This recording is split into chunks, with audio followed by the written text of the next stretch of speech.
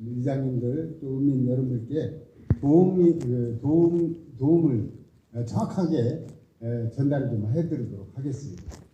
이 해상풍력은 언제부터 시작됐냐면요, 2011년부터 시작됐습니다. 2011년에 정부와 전북도 그리고 발전사 6개, 한전 그리고 사업자가 협약을 했어요. 어떻게 협약을 했냐면 육성계획을 발표했습니다. 육성계획을. 해상풍력 육성계획을 2011년에 발표를 해요. 여기에 부안군 들어가요? 안 들어가요? 안 들어가요. 없어요. 아시겠죠?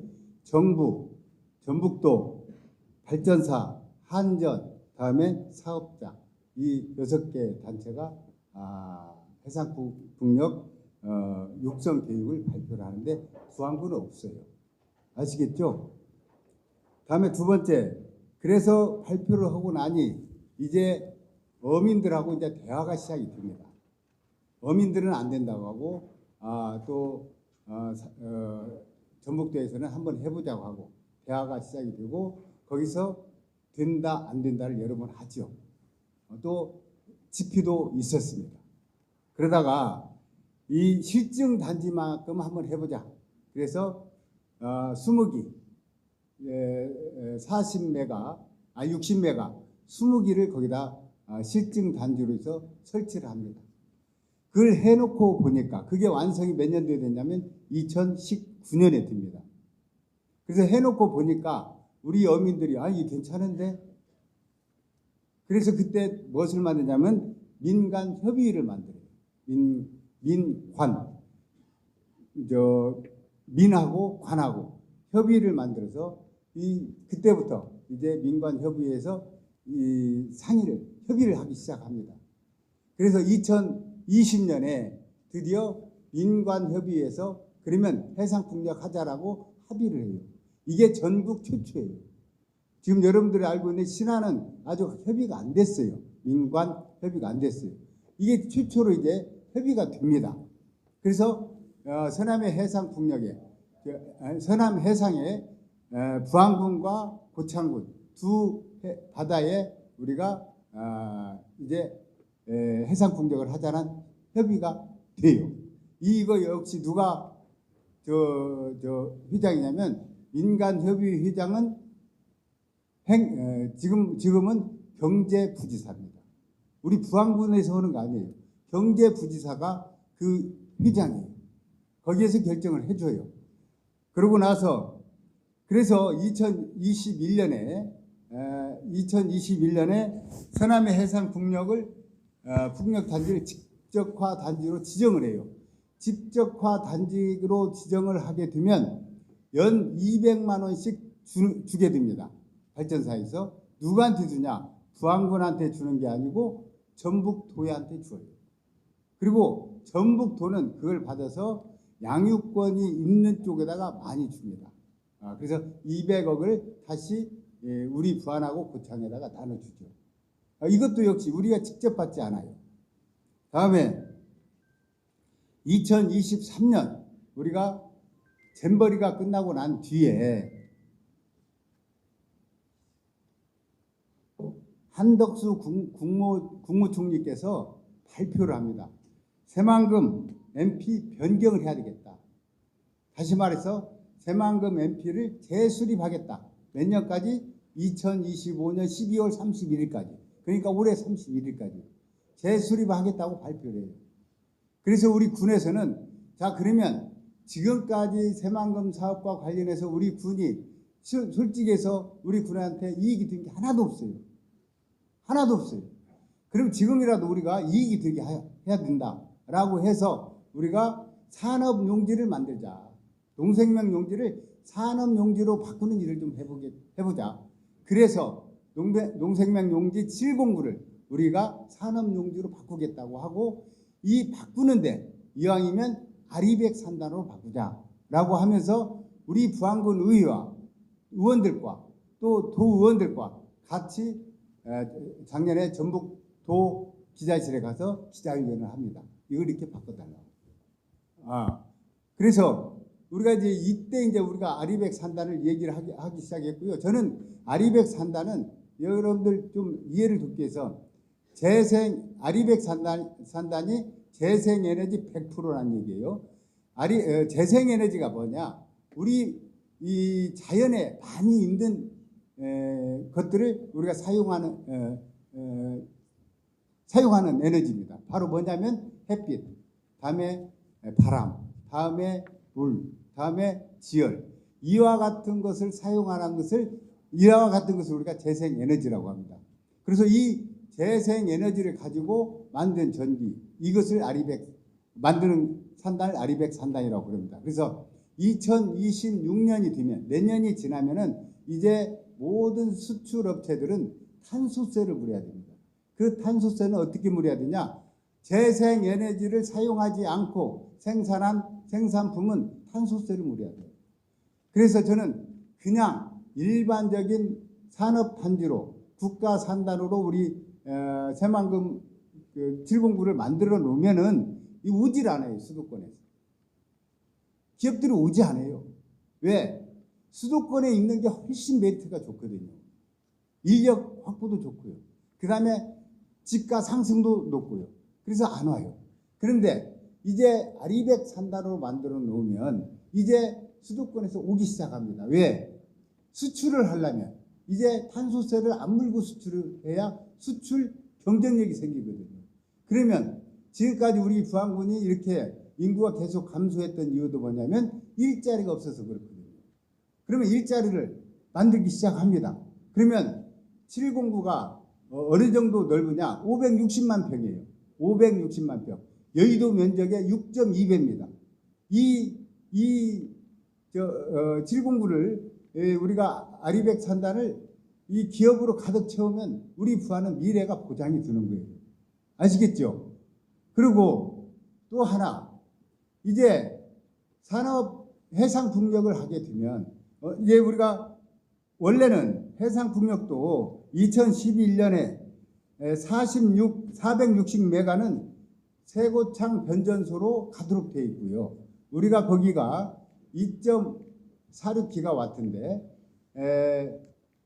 460메가와트는 세고창 변전소로 가게 되어 있고 2기가, 그러니까 2000메가와트는 우리 새만금 변전소로 오도록 되어 있었어요. 원래. 그런데 새만금 변전소는 해상풍력이 아니라 수상태양광이 우리가 이 변전소를 이용하겠다 해서 해상풍력이 못 온 거예요. 그래서 원래 최초는 해상풍력이 어디로 오기로 돼 있냐? 새만금 변전소로 오기로 돼 있어요. 그러다가 이게 어디로 가냐? 이게 이쪽으로 못 오니까 다시 고창으로 가게 되는 거예요.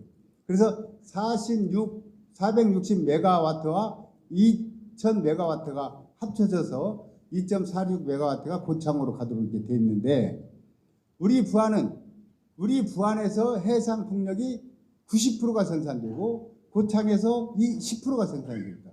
이 생산된 해상 풍력을 우리 부안에서 이용해야 된다 해서 2023년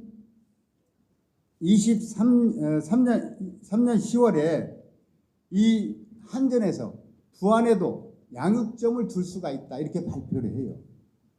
발표를 하고 나서 그 다음에 2023년 12월에 민관상생 협의체가 만들어집니다. 이것도 역시 민관상생협의체도 누가 만들었냐? 전북특별자치도에서 만든 거예요. 그래서 만들어서 민관상생협의체에서 부안군에 양육점을 둘 수 있는지 여부를 우리 주민들한테 물어봅니다. 어민들한테도 물어보고 대항리 그쪽 주민들한테도 물어봤는데 반대하는 사람이 없었어요. 반대하는 사람이 없었고, 그래서 이제 민관협의회에서 이 양육점을 부안으로 결정해요. 아까 종제도 말씀드렸다시피 민관협의 회장은 경제부지사예요. 그래서 결정을 하게 됩니다. 작년에. 그래서 이 양육점이 이제 부안으로 오게 됐고요. 그 다음에 이제 부안으로 오게 되니까 이제부터 무엇을 만들었냐면 한전에서 입지선정위원회를 만듭니다. 입지 선정이에요. 이게 바로 어디로 이게 선로가 갈 것인가를 결정하는 입지 선로위원회를 만든 거예요. 그러면 여러분들 보시다시피 우리 부안군에서 한 일은 거의 없어요. 다만 이 사무가 전북특별자치도 사무이기 때문에 우리 군에서는 협조를 해준 거예요. 아시겠죠? 그러면 자, 해상풍력이 들어선다는데 그러면 우리 군민한테는 어떤 혜택이 있을 것이냐? 이 양육점이 고창으로 이게 해상풍력이 생기게 되면 법에 의해서 이 해상풍력 총 사업비가 14조 4천억이에요. 이 14조 4천억의 4%를 우리 국민들한테 돌려주도록 되어 있습니다. 이게 바로 주민 참여 이익 공유제예요. 돌려주도록 되어 있어요. 그래서 여기에서 나오는 우리 예산이 얼마냐? 1년에 약 900억 됩니다. 지금 현재 REC 가격으로 계산하면 1,300억이고요. 우리가 보수적으로 정말로 2030년 이후를 생각해서 계산을 해보면 우리가 한 REC 가격이 5만 원 가는 걸로 하자. 지금은 8만 5천 원인데 해서 나오는 돈이 900억이에요. 이 900억의 10% 그러니까 90억은 고창에다 주고 810억을 우리가 갖고 오는 거예요. 이 810억 중에 30%는 어민과 또 관계 주민들한테 인접 주민들한테 돌려주고 70%를 가지고 우리 일반 국민들한테 나눠주는 겁니다. 어떻게 얼마 정도 나눠주냐? 이 1인당 1가구당 2명 이 1,000만 원씩 이게 투자할 수 있도록 돼 있는데 이 투자 안 해도 돼요. 왜? 조합을 만들어서 나는 그걸 투자하겠다고만 하면 그 발전사에서 다 자기들이 대출을 받아서 다 투자한 걸로 해줍니다. 그리고 이 1가구당 거의 20만 원 내외는 다 매월이에요. 매월 이 돌려줍니다. 이게 이익공유제예요. 그래서 이것은 법으로 돼 있어요. 법으로. 그렇기 때문에 우리 주민 여러분들께서는 이게 이 현행대로만 된다고 하면은 1가구당 20만 원 내외는 다 받을 수 있다. 이게 바로 무슨 바람연금이에요. 아시겠죠? 이게 바람연금이에요. 그런데 여러분들 이제 가끔 저기 신안군을 예로 드는 사람들이 많이 있더라고요. 신안군은 지금 아직 해상풍력은 안 돼 있고 염전에다가 태양광을 지금 하고 있습니다. 거기는 태양광을 하고 있는데 2021년부터 작년까지 4년간 준 금액이 얼마냐? 주민들한테 준 금액이 4년 동안에 220억 줬어요. 올해 120억 준다고 그래요. 올해. 근데 우리는 이게 이것만 되면 우리 주민 1가구당 20만 원씩 주기 때문에 이 810억씩 우리가 오게 됩니다. 저는 이게 늘어났으면 늘어나지 줄어들지는 않다고 봐요. 왜냐? 계속 공사 사업비는 늘어나거든요. 자, 그래서 저는 이것을 우리 주민들한테 하지 말자 강요하는 건 절대 아니에요. 이런 내용을 정확히 아시고 결정은 누가 하냐? 우리 주민들이 해주시면 돼요. 아시겠죠? 우리 주민들이 해주시면 돼요. 제가 하자는 얘기도 안 해요. 하지 말자는 얘기도 아니에요. 우리 주민들이 이게 좋다. 이게 정말 좋은 제도다. 마음에 드시면 하시는 거예요. 하면 되는 거예요. 또 그런데 일부에서 자꾸 그 정확한 정보를 과학적으로 확인되지 않은 정보를 얘기를 하는 경우가 있어요. 어떤 고압선 밑으로 가면은 드론이 작동이 안 된다. 이거 진짜 거짓말이에요. 다 작동돼요.